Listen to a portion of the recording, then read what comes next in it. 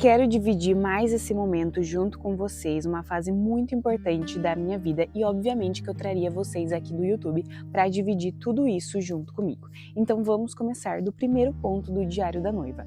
Escolhemos a data do nosso casamento. Pessoal, quem está me acompanhando lá no Instagram ou no TikTok que eu criei justamente para ser o meu diário da noiva, se você não me segue lá no TikTok, segue por lá que eu vou trazer conteúdos em tempo assim mais real para vocês. Mas vamos lá. Por lá eu já postei que a gente marcou a data do nosso casamento. Obviamente que eu ainda não contei para vocês a data ao certo. Por quê? Vou ser bem sincera aqui com vocês do YouTube.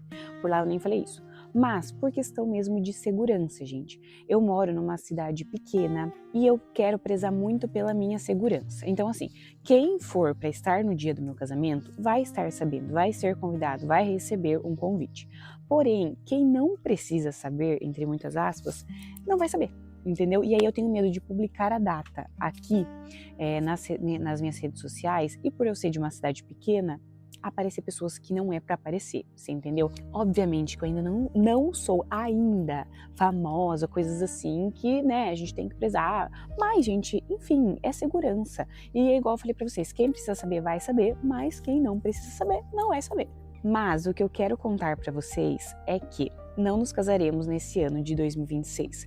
Vamos nos casar no ano que vem, em 2027. Isso vocês podem saber. Mas eu quero compartilhar toda essa fase junto com vocês, por mais que assim, mas é só ano que vem. Mas, gente, já estamos em junho, né? Quase julho quando eu postar esse vídeo aqui pra vocês. Então, assim, todo o processo do casamento, eu quero que seja um processo gostoso, eu quero que seja um processo calmo, eu quero que seja um processo que eu aproveite. Eu não queria fazer nada nas pressas, para que eu não aproveitasse, tivesse que fazer tudo na correria. Não, muito pelo contrário. Eu quero aproveitar cada fase do meu casamento. Então, por isso a gente também marcou, obviamente, no ano que vem, pra gente ter condições para pagar, pra gente dar tempo de guardar dinheiro, pra gente poder pagar pelo nosso casamento inteiro. Então, assim, pode ser que a gente tenha ajuda dos nossos pais, com certeza sim, com certeza os nossos pais vão nos ajudar.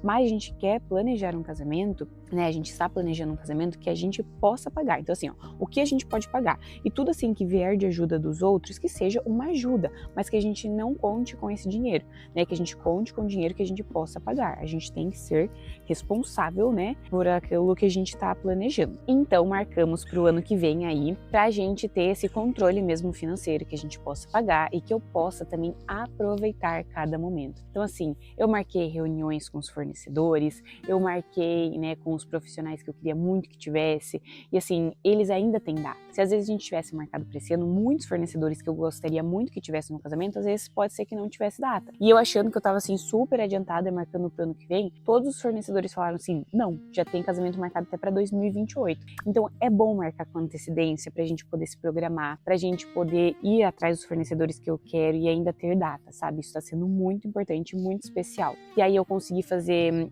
degustação em alguns buffets, eu consegui ir até alguns fornecedores que eu gostaria. Então, assim, tô fazendo tudo com muita calma. Mas vamos lá, ao primeiro diário da noiva, que é marcamos a data do nosso casamento aí. Já marquei na igreja, eu ainda tô com um detalhezinho com o padre, a gente quer muito um padre que, assim, trouxe muito Felipe pra igreja, participou, né, da nossa vida como casal, incentivou muito Felipe na fé, mas a gente tá com um pequeno detalhe que ele não está no Brasil. A gente espera e eu estou rezando todos os dias para que ele esteja no Brasil quando a gente se casar. Ele ainda não sabe porque ele está estudando, então pode ser que ele entregue a tese dele, mas pode ser que ele não entregue a tempo. Enfim, se não for ele, que seja feita a vontade de Deus. Eu quero que seja feita a vontade de Deus acima da minha vontade. Então, se for para ser esse padre, eu sei que Deus vai fazer acontecer. E se não for esse padre, tá tudo bem. A gente tem o nosso pároco agora aqui também, que ele é uma bênção, ele é assim, uma verdadeira bênção mesmo na vida da nossa cidade. Ele é muito bom. Eu gosto muito dele, da homilia dele, do que ele vive, do que ele prega, enfim, ele tá arrastando muitas pessoas para a igreja na nossa cidade. Então, assim, se for para ser ele também tá tudo bem, e se for para ser qualquer outro, eu sei que ali é só um instrumento de Deus, é Deus que tá ali, é Jesus que tá ali, né? O padre vai ser só um instrumento mesmo para que Jesus esteja aqui na terra e faça, né, celebre o nosso casamento, a nossa união. Mas, se puder, né, se for da vontade de Deus que seja esse padre que a gente escolheu, que seja feita a vontade dele. E foi isso, com a data marcada, e o passo que eu fiz, né, foi conversar com esse padre.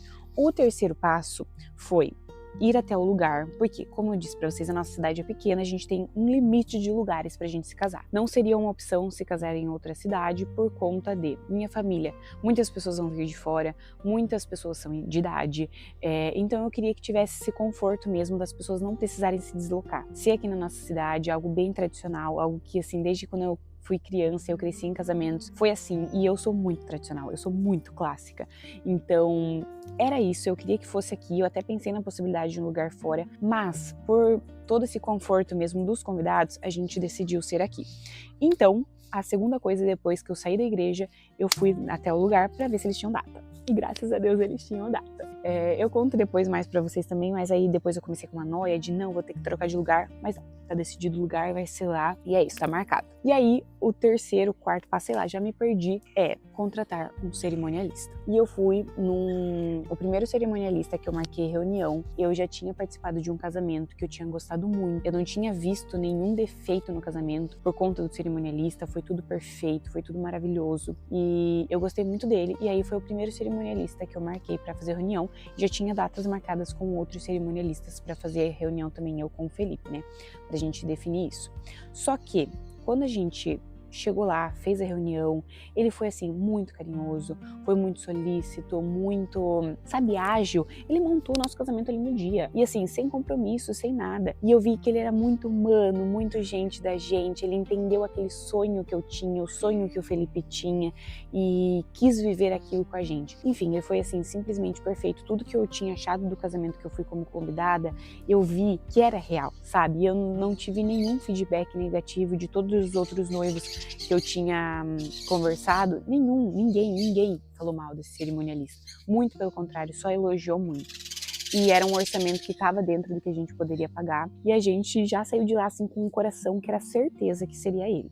Só que, óbvio, ele deixou muito aberto pra gente fazer a reunião com esses outros fornecedores, que não precisava dar uma resposta já, que era pra gente fazer, né, uma reunião com esses outros assessores, cerimonial, né, e tudo mais. Mas eu com o Felipe saímos de lá assim, ó, vai ser ele, bateu muita energia, bateu muitas ideias, a gente amou completamente ele, e aí a gente desmarcou os outros cerimonialistas e a gente já fechou com ele. E ele, assim, muito carinhoso, por mais que, assim, é só o ano que vem, desde já a gente manda mensagem, ele responde na hora, antes de eu fechar com qualquer fornecedor, eu mando o contrato pra ele analisar, pra ele ver se é isso mesmo, enfim, ele tá sendo um querido, um fofinho. E aí, gente, os próximos passos dos outros fornecedores que já estão todos fechados, eu vou trazer aqui pra vocês ainda. Eu gravei, por mais que já passou, eu gravei aqui pro YouTube pra postar pra vocês acompanharem todas essas fases junto comigo, e eu vou postar em breve, aos poucos eu vou soltando aí pra vocês. Mas é isso então, já fechamos todos os fornecedores, já tá tudo definido.